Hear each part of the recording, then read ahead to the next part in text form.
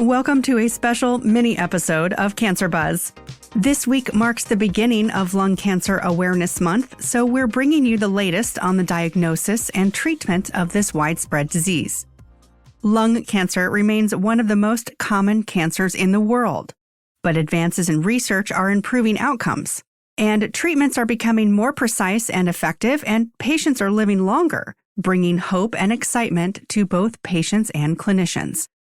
Deepti Behl is the medical director of Thoracic Oncology at Sutter Medical Center in the Sacramento Bay area. Lung cancer, I was in training not that long ago, like just 10 years ago, and it was a dismal diagnosis. The patients we saw, we felt deeply sorry for. We didn't have much to offer. But now in November 2020, I am so glad to say that when I think of lung cancer, what comes to mind is hope. We have expanded our portfolio of targeted treatments. Immunotherapy has brought so much hope to our patients. A patient living more than a year was a miracle. And now I have so many patients in my practice. They are living 5 years, even longer than that, with targeted treatment, with immunotherapy. Can you talk a little bit about disparities in lung cancer care? When we talk about disparities, the thing that comes to mind is racial, but there's many other kind of disparities that we see, especially in our area. The biggest one I would mention is the urban-rural disparity. We have a lot of our patients coming from rural areas, and they are at a deep disadvantage because they are typically less informed, they have less resources. Traveling a long distance puts them at a disadvantage. Financial also is a big disparity. But in our little world, our little community, how we try to bridge the gap is we have a patient fund to provide for gas cards. We are very mindful of trying to reach out to communities where the communities are. For example, I went to a local church the past 2-3 years, and this year, of course, COVID will keep us from doing that. Just a Saturday meeting with 5 or 6 physicians and people that patients can relate to.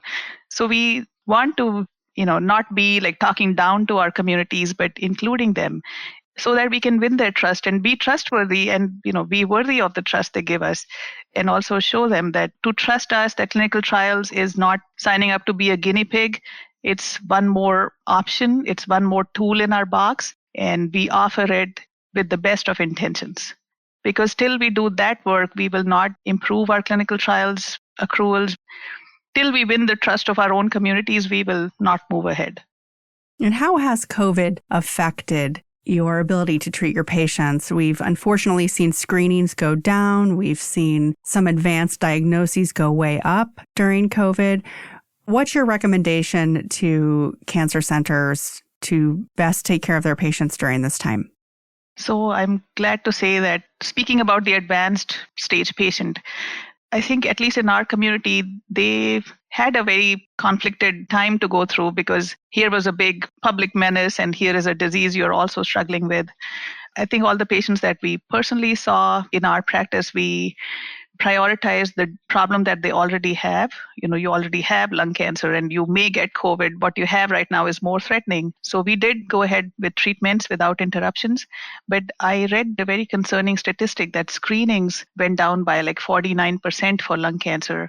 And, that early stage population definitely suffered a big disadvantage because of the fear of COVID and justifiable fear. They did not go in for routine things like screenings, or even early stage patients who are known to have lung nodules will put off their next scans. And yes, that's very true that it has translated into patients now presenting with advanced stages. So my message would be that yes, COVID is out there. We must take reasonable precautions, but we must not forget that cancer is a big threat and we must not put it as a low priority because something else is going on. It's just too bad that we have 2 struggles now to cope with. So that would be my message that is my message to all my patients. I strongly feel that we cannot slack off on cancer care. It's too big a threat. It's too concerning a problem. What's most exciting to you about lung cancer treatment right now? What most excites me is immunotherapy has brought us so much hope and so many gains that were unprecedented, but also targeted treatments. Just this year, there have been as many as 9 approvals by the FDA and all sorts of approvals, some of them for targeted treatments. This was unheard of. Looking back, I was at the Mayo Clinic in 2009, which is, one of the premier centers, and we were offering the best care. And all we had was the same old chemotherapy for the past many decades. And here we have so many approvals just this year. So it really excites me that we are refining our understanding of lung cancer. We are personalizing it more and more. And I hope that this will continue and bring many more benefits to our patients. I feel grateful that we are lung oncologists in this time and age when it's moving forward. It's a dismal disease, which it still is. There's so many rays of hope coming in. It's an exciting time to be able to offer so many treatments and look forward to many more. You can check out the show notes for more resources on today's topic. Next time on Cancer Buzz, the role of the interdisciplinary team in managing oral anti-cancer medication regimens. For the entire Cancer Buzz team, this is Summer Johnson. Cancer Buzz is a resource of the Association of Community Cancer Centers.